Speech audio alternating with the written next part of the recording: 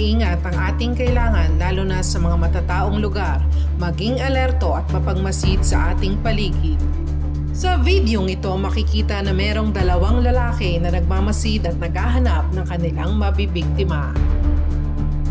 Makikita naman ang isang babae na naglalakad na walang pag-iingat sa kanyang sarili at personal na kagamitan. Habang bumibili sa tindahan, dumukot siya ng kanyang pitaka at naglabas ng pera. At mapapansin na ang dalawang lalaki ay pinagmamasdan ang kilos ng babae. Sa puntong ito, makikita ang babae ay sinusundan ng dalawang lalaki. Habang ang babae ay nakahinto upang mag-abang ng masasakyan, nilabas niya ang kanyang cellphone upang sagutin ang tawag.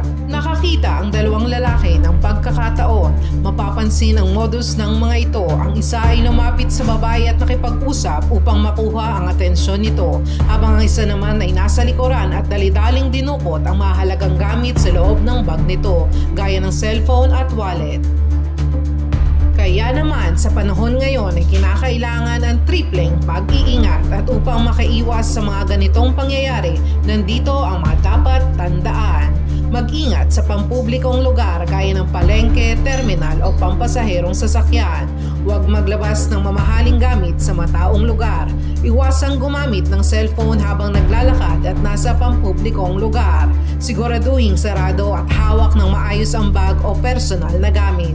Kung may backpack, ilagay ito sa harapan ng katawan habang nasa siksikan.